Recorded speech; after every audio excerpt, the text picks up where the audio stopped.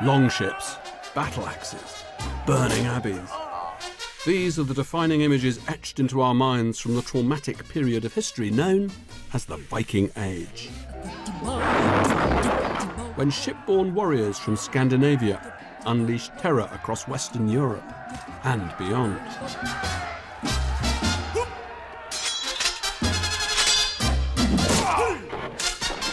Taking no prisoners, exacting cruel retribution, priding themselves on their bloodthirsty talents.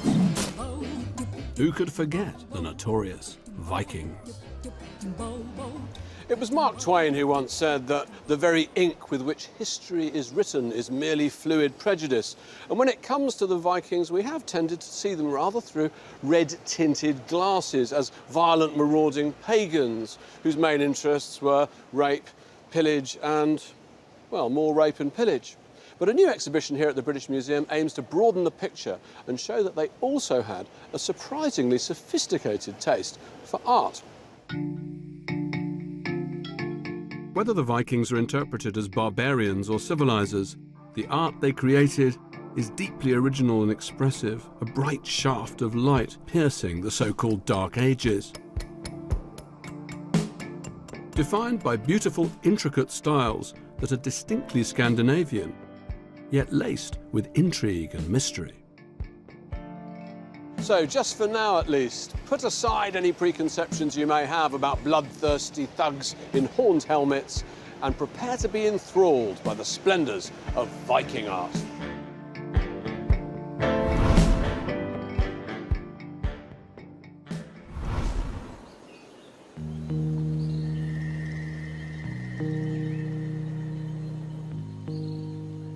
You can't begin to explore the world of the Vikings or to look at Viking art without first acknowledging some of the bad things they did.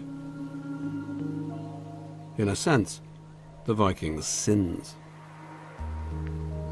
This is the holy island of Lindisfarne, the site of the first monastery in Britain to be attacked in a Viking raid. One day in June 793, a load of Viking longships moored up in that harbour, and they came into this place of monastic retreat and sanctuary, and they desecrated it. They killed the priests, spilled their blood on the altar. The Anglo-Saxon scholar Alcuin wrote that they removed the relics of the saints from their reliquaries, spilled their blood on the stones of the church, and trampled their bones as if it were dung. He finished his lament by asking, where is our God to save us from these pagans?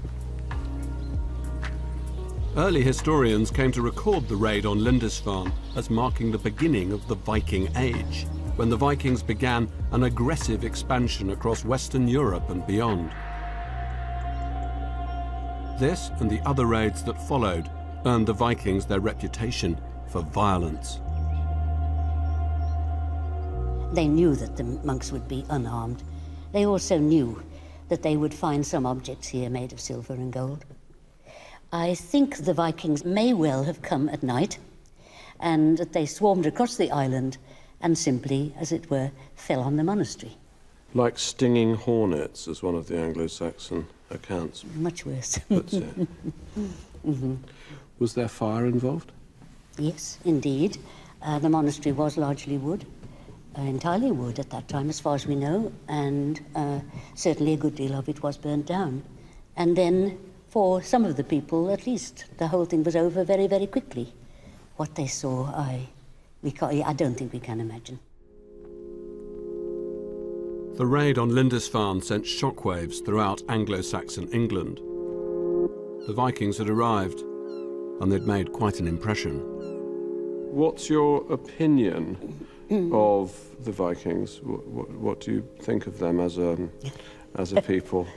Where do they stand in your estimation? The Vikings that came here seem to me to be really nothing much more than murderous thugs. I can't think that they came here for any other purpose than to grab, to steal, to raid.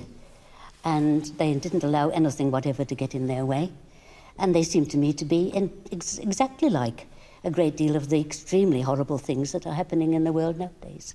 So to me, they're terrorists. It does seem pretty unlikely that art was on the minds of the Vikings who attacked. But if it had been, ironically, Lindisfarne was the place to come. When the Vikings raided in 793, Lindisfarne was one of the centres for the production of illuminated manuscripts. And sadly, just one survives, the great Lindisfarne Gospels.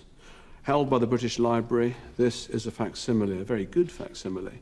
And it gives you some idea of the immense skill and sophistication reached by the illuminating artists here on Lindisfarne. Here on the title page of the Gospel of Luke, we see the saint writing away, very much painted in the Greek style, a Byzantine saint. Turn over the page and you enter a completely different world of design and decoration, a combination of Anglo-Saxon pattern making, Roman elements, very much Celtic as well. Now, why is it that the Lindisfarne Gospel managed to survive? Perhaps one of the monks managed to secrete it away just as the Vikings arrived. But we do know that the Vikings were not interested in books. They burned the texts they found in the scriptorium, perhaps as a gesture of contempt for the religion of their enemies. Anything that they didn't consider as booty, they simply destroyed. Not the behaviour you'd expect, perhaps, from an art-loving people.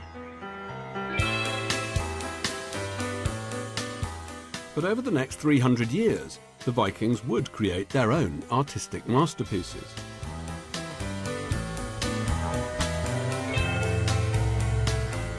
Viking art, which is to be featured in a new exhibition at the British Museum, the largest exhibition on the Vikings for more than 20 years. The show is being housed in a brand new wing of the museum. And not only will it include some impressive examples of Viking art, but also a gigantic 120-foot-long Viking warship. Wow. So, this is the new Sainsbury Exhibition Centre. It's enormous. It is. It's huge. Gareth Williams is the exhibition curator, and he's preparing for the delivery of the Viking warship, one of the largest objects the museum has ever put on display. Tell me about this huge new door that you've had built. What the door allows us to do, we're on the ground floor, so street level of the museum. And for the first time, what this allows us to do is to back a lorry straight into the exhibition space, and we can unload into this space. And the Viking boat comes out here? Well, it comes out in sections. It's been basically flat packed. It's been preserved. As you do. As you do. It's Scandinavian design. It's been conserved timber by timber. We have around about 20% of the ship itself survives. That's been conserved timber by timber. That comes in one big container, which is carefully conditioned to maintain the right humidity, the right temperature. That can be backed into this space, which will already have been prepared for it, and unloaded directly into this space. And you reassemble it and here? And we reassemble it here. There's a second container. Like a very, very complicated piece of IKEA furniture. Does it have a name? Is it called something like Björn? It's called Roskilde 6. Simply. Perfect. Well, it's a wonderful story. It was found by chance underneath the Viking Ship Museum in Roskilde. They were building an extension to house all the replicas of the Viking ships they've already got on display there, and they found 9 more ships underneath, including this, including the longest Viking ship ever found. In a few months' time, the gallery will be crammed full of Viking objects, from the very large to the very small, many of which have never been seen in the UK before. It'll all amount to a multifaceted view of Viking society and Viking culture. Are you trying to complicate the stereotypical view of the Vikings as a bunch of bloodthirsty raiders, pirates from the north? What we're showing is there's a breadth to society in the Viking Age. Violence and warfare were important parts of this, and it's very much a warrior society. at least at the higher levels of society. But at the same time, trade was one of the driving forces for this huge expansion across the Viking world. And we have craftsmanship, we have poetry. There's a lot going on apart from just hitting people. I think that should be the strapline to the exhibition. There's a lot going on apart from just hitting people. Yeah, it's official. But the hitting people is important too.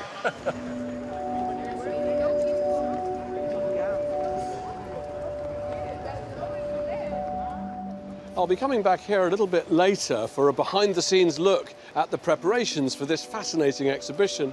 But to explore the true origins of Viking art, I've got to leave the sanctuary of the British Museum behind and travel to the Viking homeland of Scandinavia. On my quest, I'll be searching the epic fjords and frozen wilds of the far north for the very stuff of Viking legend. Great beasts, ribbon animals, coiling snakes, the creatures that seem to haunt the Viking mind and live in their art.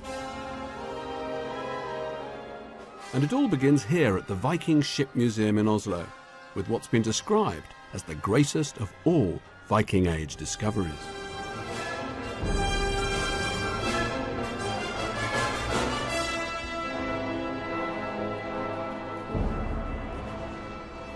This is the Oseberg ship.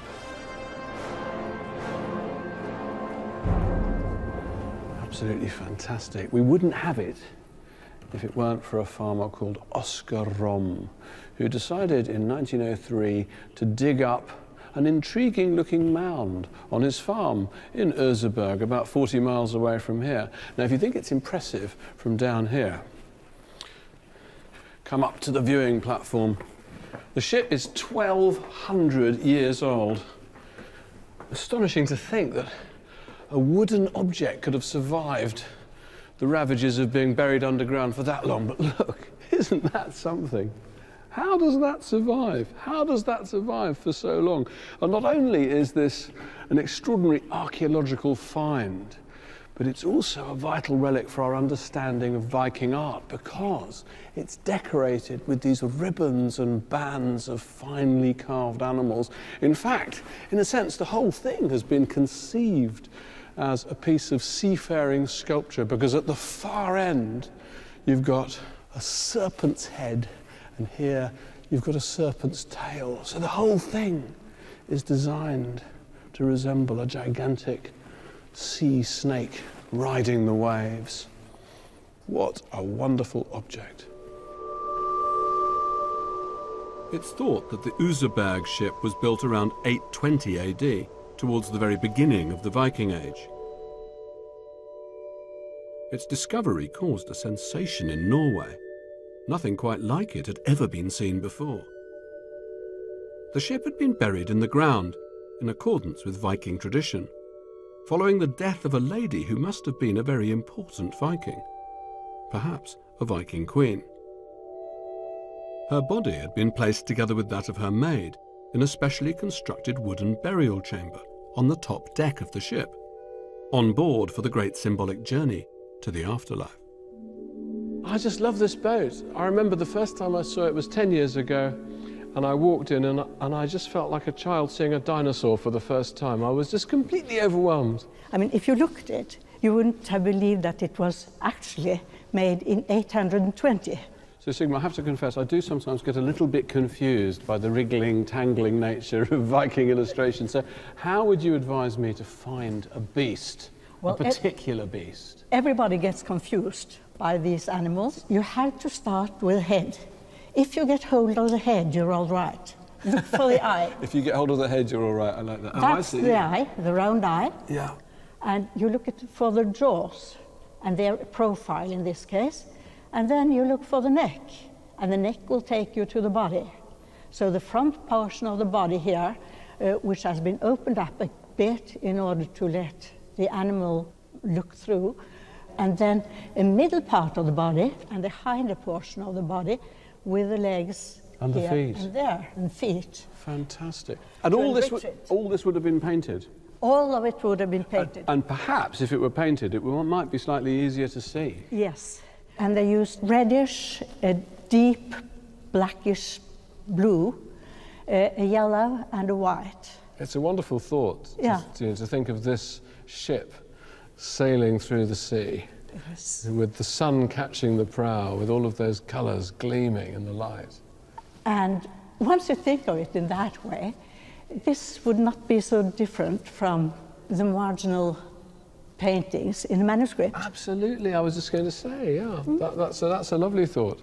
And it's a very similar sensibility, isn't it, that you're almost decorating the margin of a ship. Yes, exactly. The piece of the ship that isn't actually designed for use, like the part of the page that you don't read. That's it. You decorate. But the ship was not all that was discovered at Oseberg. It was Viking custom to be buried with your possessions. And it seems that our mysterious Viking queen also kept a fantastic collection of art, much of which had been carefully stowed by her side in her burial chamber. Take this decorated textile wall hanging, a kind of Viking version of the Bayeux tapestry, but at least 2 centuries older, and a rare example of narrative art from the early Viking age. But the majority of the art from the Oseberg burial consists of beautifully carved wooden objects, like these bizarre wooden sledges. Or this, the Oseberg wooden cart. Everything decorated with deeply mysterious ornamentation. So here we are, the world's most beautiful wooden cart. Yes. Ever seen anything like it before? No. No, I never. I mean, it's unique, isn't it? It is. It is funny when we look at the ship, for instance.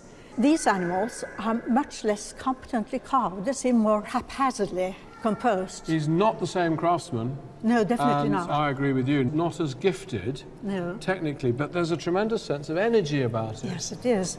So, Sigmund, tell me something about the decorations we've got here. There seem to be some narrative elements. Well, the decoration is extremely interesting because it is one of the very few narrative carvings we have. If you look at it, you've got the man on a horse, and he's being attacked from the back by a dog. And he is stopped by this standing man who holds a sword and seems to be about to attack him. And next to the man is a woman standing here and holding his arm. She's holding the man back or she's egging him on. There's no saying which. It's quite dramatic, isn't it? It's a scene of conflict, a scene of... I mean, you know, you're riding along and you're being attacked from the back and from the front. Yep. You're really in a lot of trouble. But now let's walk around and look at the end of the cart. It's absolutely crammed with ornament, isn't it? It is, and it also has these nice cat-like animals with their hands or front paws to their heads, suggesting very much the day after the night before. But that's just my imagination. They do. They look like cats with hangovers. That's what they look like. Yeah. They've got such quizzical expressions on their faces. So their eyebrows are raised. They're sort of saying, what's happened? What's going on? What's happening inside my skull? What's happening inside my brain? How did I end up here? Yes. On a Viking ritual chariot? What did I do? It's wonderful, but it's also, I think, deeply mysterious. Yeah. You know, you can have theories and theories and theories, but when there's so little text to put together with object, Yes. it's just, in the end, we have to hold up, we have to go like that. You're at the deep end, in fact. Yeah, we're at the deep end, we don't quite know. These wonderful creatures have been given the name gripping beasts. And together with the strange ribbon animals carved on the ship, they appear to be the defining feature of one early style of Viking art. It's been dubbed the Oseberg style, preserved in all its glory in this incredible museum. The remains of the Oseberg burial amount to the greatest treasure trove of Viking art anywhere in the world. And I have to say, I find them oppressive as much as I find them fascinating. Look at these studded sledges with these beast heads, snarling faces, brains that look as though they're wrapped in snakes. There's something terribly sinister about it. Imagine being a hapless Anglo-Saxon and taken into captivity by these people. Suddenly, you're among this. Look at these extraordinary animal heads. We don't know what these were for, but aren't they extraordinary? The delicacy of the carving, the depth of the carving into this hard wood, and the fineness of detail. It's the sculptural equivalent of illuminated manuscripts. It's absolutely fantastic, but again, forbidding, quite dark. There's an extraordinary description by an Arab writer, an ambassador from Baghdad trading with the Vikings in Russia, of all places, written in 923, Ibn Fadlan. And he describes a Viking chieftain's burial, saying that at the end of it all, a hapless slave girl is systematically raped by all of the warrior chieftains and thrown into the burial ship with the Viking chieftain. These were hard people. Dangerous people, deeply superstitious people. But boy, did they know their stuff. When it came to raiding and when it came to seafaring, they had no equal. And for me, this is one of the most extraordinary things ever made by the hand of man. This is the Gokstad ship. What a thing it is. And it suggests to me that their greatness, if we can talk about their greatness as craftsmen, as artists, as designers, lies in a profound, innate, deep understanding of natural process. Look at the way they've shaped the wood, and look at the way they've shaped the wood to float on the sea, to fight the ocean, to cut through it. To me, it's almost as if they draw inspiration from a whale. Doesn't it look like a whale made of wood? What a thing. What a thing. If you want to feel Viking power, just stand in front of this and imagine it cutting through the ocean towards you.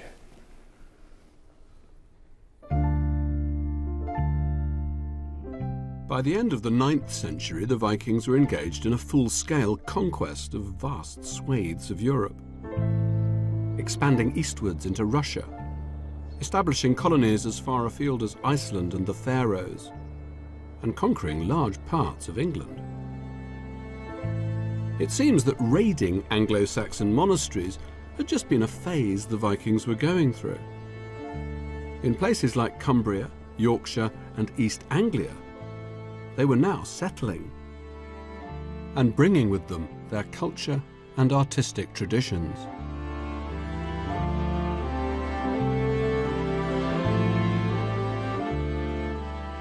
These beautiful objects of Viking jewellery were all discovered not in Scandinavia, but in England.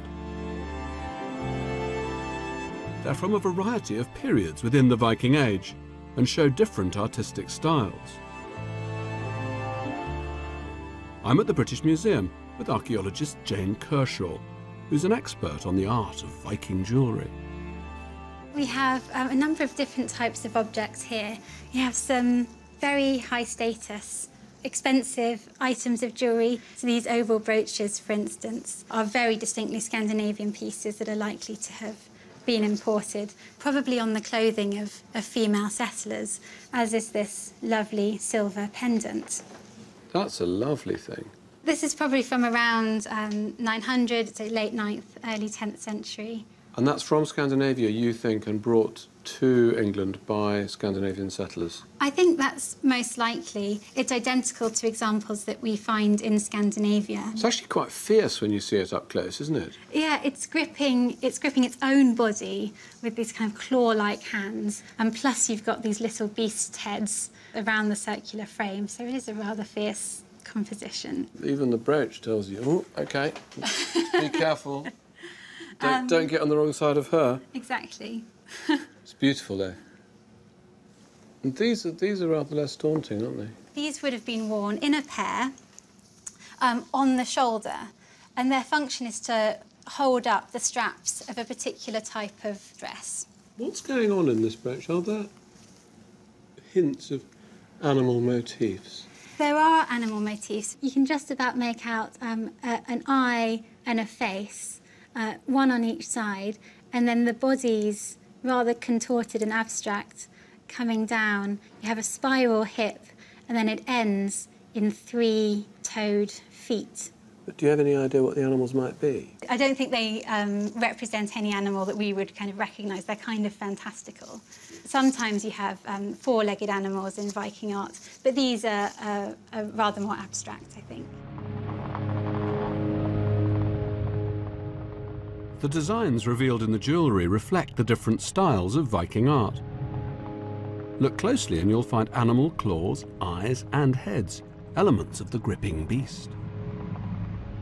The creatures of Viking art live and breathe in this jewellery, and it's nice to think that these beautiful items were once worn in England. You've brought objects that are lower down the scale as well, I'm assuming. I mean, some of these objects, although they're also rather beautiful, they're distinctly humbler in feel, are they not? Yes, some of actually the more recent and in some ways more interesting finds from Norwich Castle Museum are slightly lower status, much more affordable, the sort of things that you would have worn in everyday dress. So we see on trefoil brooches, for instance, this style is a kind of simplified version of one we get in Scandinavia. And we can tell also from the pin lugs on the back of the brooch that it's more of an Anglo-Saxon type. So it's something that was probably made in England according to Scandinavian tastes. And once they started settling, do you think their relations with the Anglo-Saxons became friendlier, that they started trading with them instead of beating them up? I'm sure they did. I'm sure there's a lot of Anglo-Scandinavian cultural integration, and we see that on some of the brooches that combine Anglo-Saxon and Scandinavian styles. But it is quite remarkable that this Scandinavian female dress is upheld in England. You know, you might expect that they get rid of their oval brooches, they get rid of their strap dresses, and they start wearing Anglo-Saxon costumes. That would be the kind of natural path for social integration. But actually we don't see that. We see that they're keen to uphold dress styles from Scandinavia. When we get new styles coming in, women in England adopt those new Scandinavian styles. So they're staying in touch with fashions in the Scandinavian homelands. So they're very keen to display their Scandinavian inheritance. It's a nice thought, trying to think of, you know, presumably this fair-haired Viking lady walking down the street wearing those for the first time. Look at me. It's definitely a bit of bling. Definitely a bit of bling.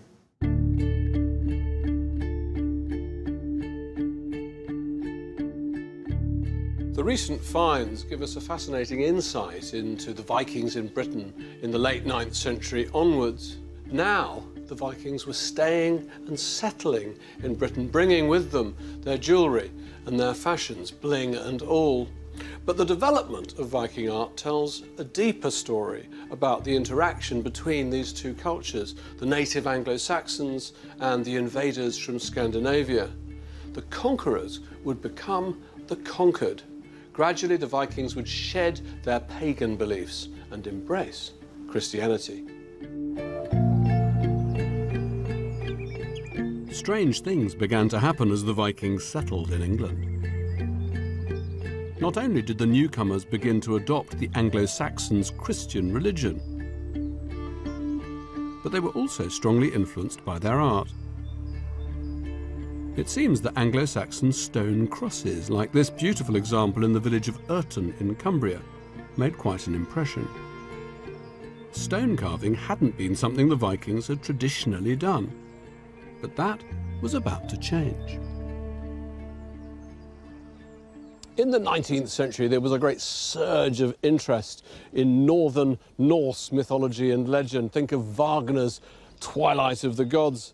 And the echoes were heard as far afield as this quiet corner in Cumbria, where in 1880, a local doctor called Charles Parker, who was also an antiquarian, found his eyes drawn to this intriguing stone cross. At first sight, it seemed much like many of the Anglo-Saxon crosses to be found elsewhere in the region, but there was something different about it, this Boris-style intricate patterning of its surface, the height of the object. He asked his coachman to clean it off, to get up on a ladder and scrub it down so that he could inspect its details. And when he did, he noticed some rather unusual features. Yes, there's Jesus Christ on the cross at the centre of this side, but he also noticed these strange writhing figures who don't seem to be explicable by any of the stories of the Bible. It turns out that what he'd rediscovered, with a little bit of help from his coachman, was one of the very few surviving masterpieces of Viking stone sculpture created here in England. The Gosforth cross would have looked very different in Viking times. Like the Useberg ship, it would have been painted in bright colours. And the carvings would not have been worn down as they are today. But even if they were easier to see, what they depict is still extremely mysterious. Richard Bailey's an archaeologist who has studied Viking Age sculpture in northern England. So Richard, are you able to help me decipher this extremely puzzling scene involving what seems to be an upside-down man on a horse, a prone figure here? I can't work out, is it a pig, a dog, a person, a deity? It's quite deliberately a puzzle, a riddle. The whole monument is comparing, contrasting, making you think about things. So Christ is there, and in a way that's the end of a world. That's the end of the world of the Old Covenant, of the end of the world of the Old Testament. But then there's another end of the world here, which is the end of the world of the old gods. Because the Viking gods, the Ragnarok, which tells the story of the giants and the forces of evil under the devil god Loki. And down here we've got the devil god Loki, who was bound by the gods and punished by them by having a serpent placed over his head and the poison dropped from its fangs onto his forehead. And he had this faithful wife, Sigyn. That's Sigyn just there, with a long trailing pigtail, just like a Viking Age woman. I thought Sigyn was a rabbit. No, Sigyn is his wife. Right, I was saying a rabbit with its long ears. She's holding a bowl, and she stops the poison from dropping onto his head. But Loki breaks loose and leads the forces of evil in this great final battle, a final battle which involves people like Odin being swallowed by the wolf, and Odin's son Vidar taking revenge on the wolf by breaking open the wolf's jaws, and round on the other side, right at the very top, up above that figure of Christ, we've got Vidar with his foot stuck in one jaw and wrenching the jaw up with the other. The Gosforth cross is a truly remarkable object. And even in the days of the Vikings, I suspect it was a bit of a challenge for everyone to understand it. This is Viking art making a bold statement, fusing the old beliefs with the new, a collision of pagan and Christian iconography. What do you think of the object as a creation of the stonemason's art or craft, or the sculptor's art and craft? This is one of the most accomplished craftsmen whose work has survived in this country. This chap is marrying up the traditions of stone carving in Anglo-Saxon England and also the kind of figural art of the Viking tradition. And he's pulling those two together. It's a very sophisticated monument. It seems almost certain that the artist who carved the Gosforth cross was working for a local Viking ruler who'd converted to Christianity. Inside the neighbouring St Mary's Church, there are some other striking examples of Viking stone sculpture from the same period. So this is a miniature Viking sculpture gallery? It is. We have two of the most stunning carvings you're going to see. These are remarkable carvings.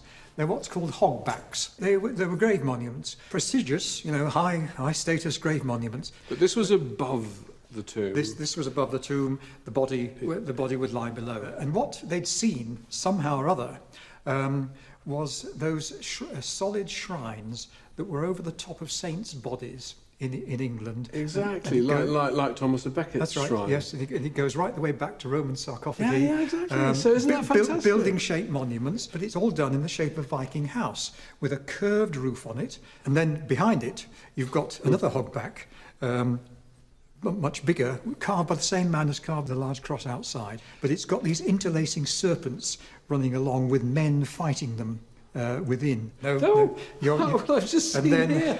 Well, here we've got a crucifixion. This sort of face staring out at me. Yes, well, that's a crucifixion which exactly matches the one that's outside on the cross outside, with that pear-shaped head sunk into the shoulders, and a kirtle or a dress which sort of goes out of the corners. So it's Christ dressed in a Viking fashion. That's right, yes. They're wonderful things. Isn't it great? You can be in this 19th century Gothic church looking at Viking tombstones inspired by medieval Christian versions of the Roman sarcophagus. There's an awful lot of unusual knottings. That's right. And enormously impressive carvings. I mean, these are huge things. Yeah. And the amount of effort involved in carving those things down. They've really committed to Christian burial. No more burial at sea in flames. No. I want to be buried beneath the ground with a stone monument. That's right, and no more burying out in barrows in the middle of the countryside either. They are behaving like the locals behave, but still looking back to and celebrating their Scandinavian ancestry. Yeah, how very, very English somehow. Yes. For now, the hybrid wonders of Christian-inspired Viking art were confined to the places in the British Isles where the Vikings settled. For the time being, most Vikings and Viking art was still pagan. It would be many years before Christianity would spread throughout the Viking homeland of Scandinavia. The greatest change was yet to come.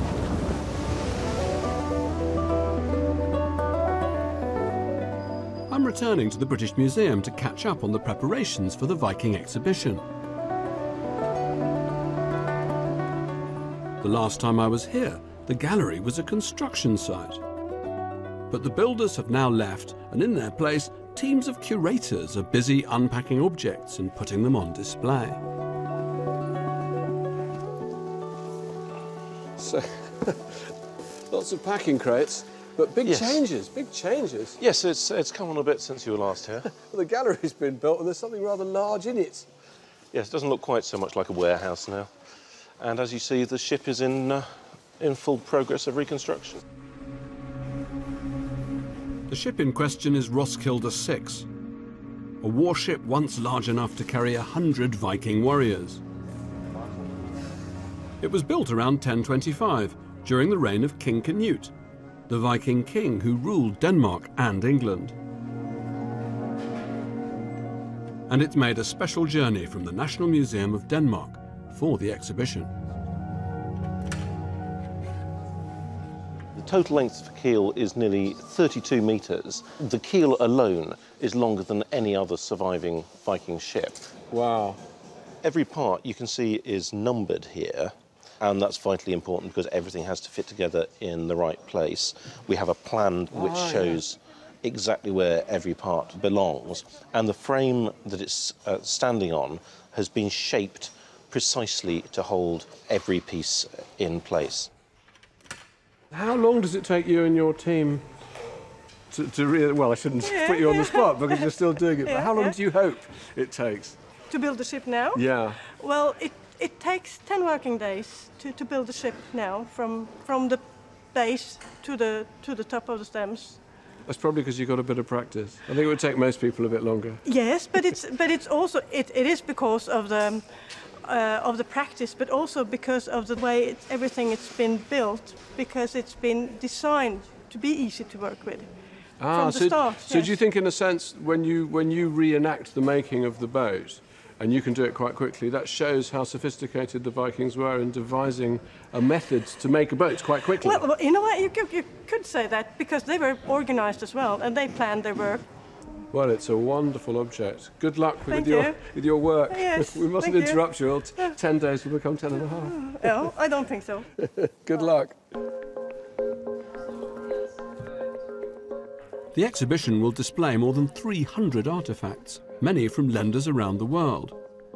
But there's one particular object I can't wait to see. It's from the 10th century and gives its name to a new style of Viking art, the Mammon style. This is one of the finest items, I would say, in this exhibition. It's a decorated axe head from Mammon in Denmark. It's made of iron and it's inlaid with silver and also here with gold. Gosh. And we have these bands interwoven with each other with spirals at the joints, and then the thicker strands filled in with dots. In fact, if we turn this over, the other side is even more impressive. There's a creature in there, isn't there? Yes, we've got a bird here. The head there, the body coming round. There's another of these spiral joints where the back leg joins the body. And then this long tail with long curling tail feathers coming out behind. Could that be a peacock's train that's been tilted up? It's possible. Certainly there are illustrations elsewhere in Viking art that have been interpreted as peacocks, which is an allegory for vanity. And certainly vanity would be appropriate enough for anyone carrying an axe like this. Now, this is a battle axe, it seems to me. That's right. It's made for that purpose, not meant for chopping wood. No, this isn't at all. It's a weapon. Why would you have, if you were a Viking warrior, why would you have a wonderful peacock, if it is a peacock, on your axe? What purpose would that serve? This is a period in which weapons often have individual names, and it ties into the concept of the warrior hero. It's not just about killing people in battle, it's knowing who's killed them. In a modern football match, yes, you want your team to win, but you want your name on the score sheet at the end. So I think there's... So you want everybody to see the name on the back of your shirt. So exactly. If you kill someone with the axe known as the peacock... Exactly. An axe like that, that would catch the eye as you were fighting. If you're going to hack someone to death, then why not hack them to death with style and elegance?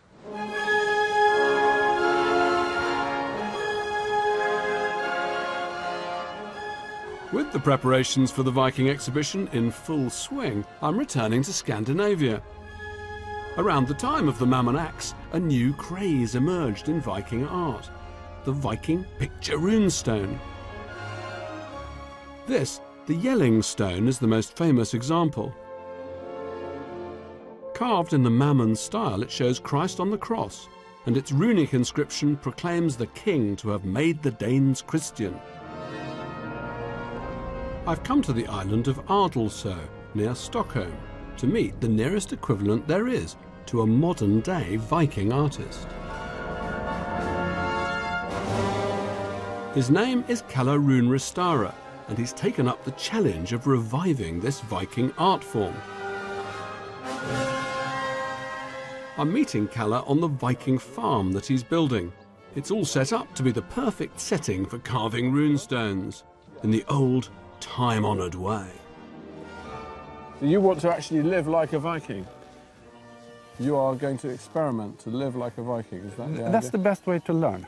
Yeah. First I show you the house. Yeah.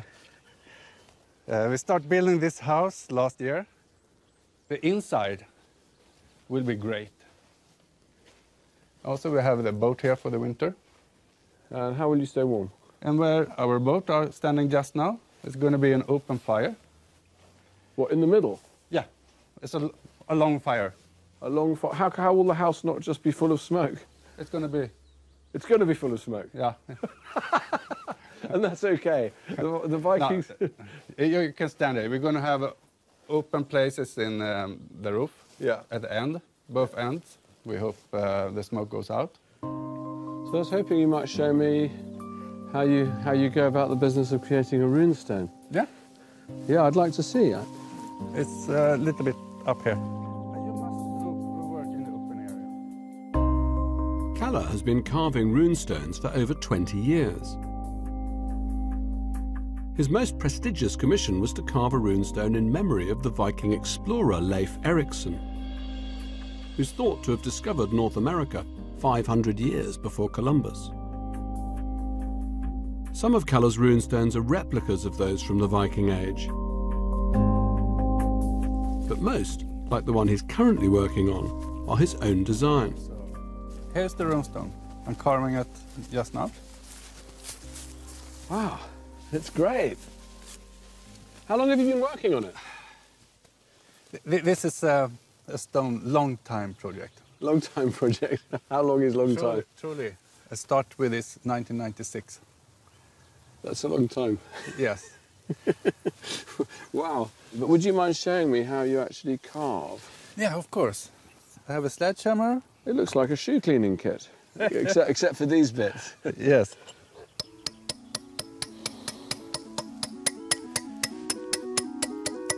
This is the way to make the lines soft and straight. Who taught you? The old room carvers. Now I changed the chisel. So I have a small thin line here. Yeah. To open up, I take a chisel that is wide and I put it across to open it up. You see that's become powder instead of some bigger pieces. So this line gonna be deeper and stay for a longer time. There are more than 2,000 Viking runestones in Scandinavia. Most are Christian monuments, with runic inscriptions commemorating the Viking dead. And more than half are decorated with the Christian cross. Kalle's runestone is in the late Viking Ørnes style. It has a strong rhythm and energy about it, and for the first time, we can ask the Viking artist what it actually means. And here, you have one dragon. It's got feet. It goes up with 2 claws and a thumb, and then the body goes around. Why do you have a dragon so prominent on the runestone? This dragon is protecting the stone and a runic inscription. So he is like a watchdog, but you need a leash on him. Otherwise, the dragon will go away. So where's the leash? That's a snake. Ah, so the snakes are a way of keeping the dragon tethered. Yeah. May I ask, O Viking, why is there no Christian cross on your runestone? I don't like it to be there. The Christian cross, for me, is something extra. Most of the runestones that I've seen seem to be extremely Christian. Maybe if I read a runic inscription for you, you understand why there's no Christian cross. If you could read it to me and then perhaps translate it. Yes. Gamla gudar glädjas när folk frestar forn tro att vist visa vägen igen. Old gods become happy when people again searching for knowledge in the old belief to find answer to the future or something. It means don't do the same mistake again. Yeah, learn from history. Yes.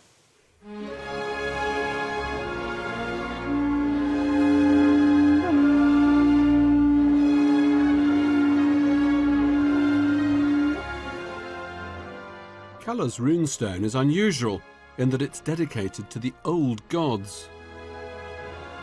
By the 11th century, throughout Denmark, Norway and Sweden, the Vikings had officially converted to Christianity.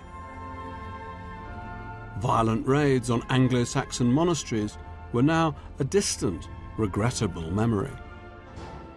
The Vikings were worshipping the same Christian God as their former enemies.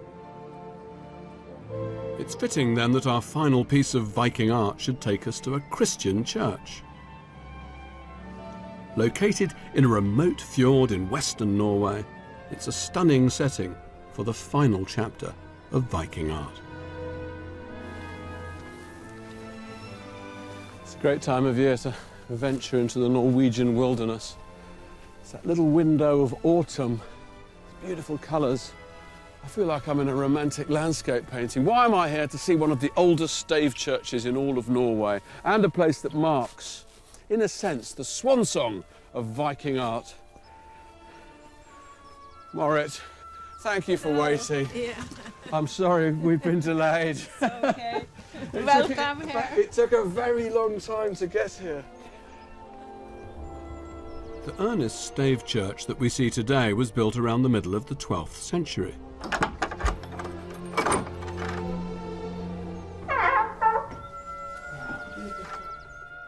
But at least 100 years before, Vikings were coming here to the same site to pray. Isn't it beautiful? It's very intimate. Has a very friendly feeling. How long have you looked after the church? From 1979. Are there still services here? Yeah. Yeah. It has been used the whole time. The whole time? Yeah. So for more than 1,000 years, really, if we go back to the very to the first church that was on this site. Yeah. That came in the end of the 900s. The elaborate Romanesque decoration inside the church dates from the mid-12th century. It shows some influence from Viking artistic styles, but it's too late to be considered Viking. And yet, throughout the church, there are traces of the Viking past. You've actually got a Viking ship as the candelabrum. Yes. That's it's amazing. It's a Viking ship with 9 candles. And here a lamp, the Lamb of God. And how old is the Viking ship? That is from the 12th century. So I think it has been here from that time. So for 800 years here in Urness, instead of a more conventionally Christian candelabrum, they've had a Viking ship. That's wonderful. Is there a significance to the number of the candles? Yeah, 9 candles, 3 times 3, a holy number. The Holy Trinity. Yeah. So I it's think a tremendous image of the way in which I think of as what's happened here, is that we've got this Viking culture that has now been absorbed or is being absorbed by a Christian culture. And it's almost as if the Viking culture has got smaller. And now here it is, on the Christian altar. I think the Viking ship as a candlestick on the altar symbolized that a Viking from here went to England or Ireland and become Christian and brought the light back to Urness. That's a beautiful idea.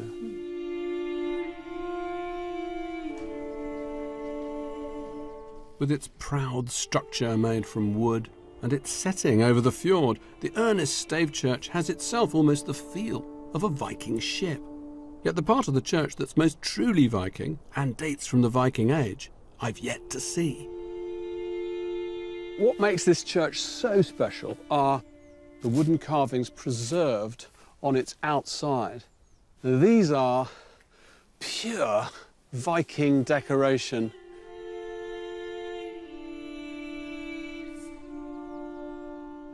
This was, in fact, the Viking entrance to the church that stood on this site just 100 years before this one was created. In other words, in the middle of the 11th century. And they are absolutely spectacular. Perhaps the most spectacular surviving wooden carvings from the Viking age anywhere in the world. What do they show us? These extraordinary, coiling, carved decorations in which writhe and intermingle images that seem to suggest vegetation. To me, it's the visual equivalent of walking through brambles looking at this. Animals that are struggling, fighting, not gripping beasts so much as writhing beasts. What seems to be a dog, perhaps it's meant to be a schematic lion, symbol of Christ, napping away at a coiling, writhing serpent.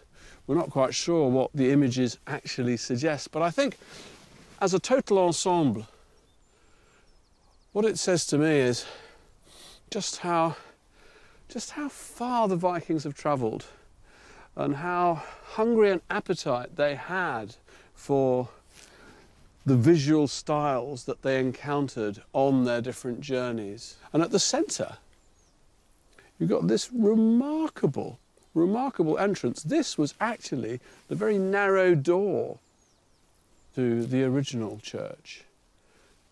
And what's that remind you of? Well, it reminds me of Islam. Isn't that an Islamic arch? And weren't the Vikings active in Spain? We know that they raided Arab Spain in the 9th century, that they travelled into the Islamic world, that they traded with the Arabs. These patterns also seem to me to suggest Arab scimitars, perhaps even Arab calligraphy. So within this patterning, there's almost a map of the Vikings' trade, the Vikings' influence, the Vikings' travels, the Vikings' journeys. But this is also, I think, a poignant image of their last journey. Because when they opened that door, what were they going into? They're going into a Christian church, returning their longship in the direction of God. Within a few decades of the earnest wood carvings being created, the Viking Age had drawn to a close. The era of Viking longships, expeditions overseas, the settlement and the conquering of foreign lands, all was over, to be replaced by a new, enlightened age of Christianity. But what mysterious, wonderful art the Vikings had left behind. The beautiful dancing rhythms of the late Ernest style. The intricate gripping beasts and ribbon animals of the Useberg burial. And with so little Viking literature to explain its meanings, this is an art, I feel, that still kept many of its secrets.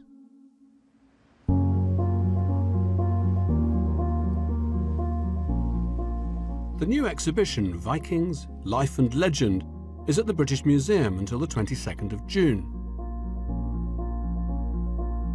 Dominating it all is the magnificent Roskilde 6 warship, its surviving timbers now fully assembled in its metal frame. And alongside the impressive collections of Viking weaponry, there's also Viking art. This is the Hidunzee gold hoard, most likely made in Denmark in the late 10th century. This single set of jewellery ranks amongst the most spectacular and extravagant of the whole Viking Age. This wonderful Valkyrie was unearthed in December 2012. It's the only 3D depiction of a Valkyrie known to exist from the Viking era. And this, another highlight, a gilt bronze weather vane that once decorated the prow of a Viking ship. This is the first major exhibition devoted to the Vikings at the British Museum for more than 30 years. And it's all the more impressive when you consider that many of the objects on display have had to survive the ravages of time for more than 1,000 years.